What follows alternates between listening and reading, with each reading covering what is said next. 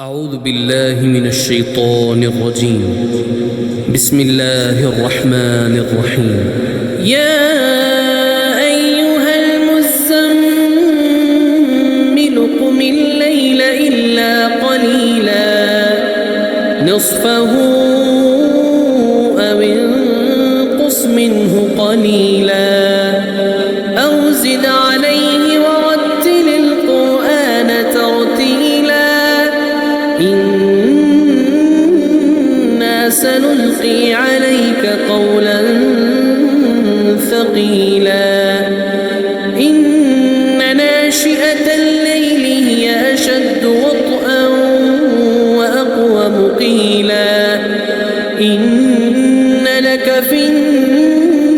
النهار سبحا طويلا واذكر اسم ربك وتبتل إليه تبتيلا رب المشرق والمغرب لا إله إلا هو فاتخذه وكيلا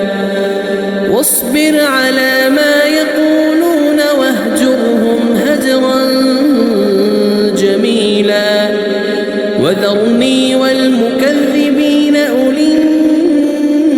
النعمة ومهلهم قليلا إن لدينا أنكالا وجحيما وطعاما ذا غصة وعذابا أليما يوم ترجف الأرض والجبال وكانت الجبال كثيبا مهيلا إنا أرسلنا إليكم رسولا شاهدا عليكم كما أرسلنا إلى فرعون رسولا فعصى فرعون الرسول فأخذناه أخذا وبيلا فكيف تتقون إن كفرتم يوما يجعل الولدان شيبا السماء منفطر به كان وعده مفعولا إن هذه تذكرة فمن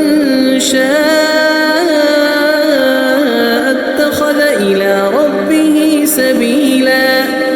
إن ربك يعلم أنك تقوم أدنى من ثلثي الليل ونصفه وثلثه وطائفة من الذين معك والله يقدر الليل والنهار علم أن لن تحصوه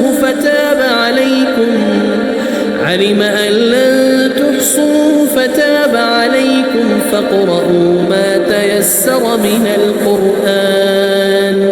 علم أن سيكون منكم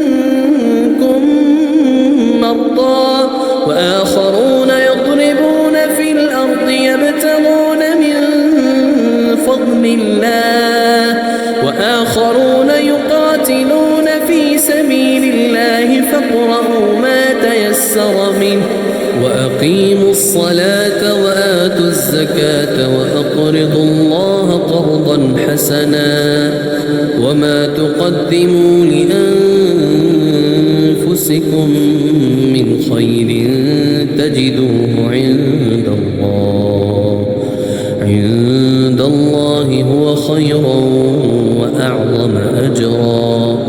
واستغفروا الله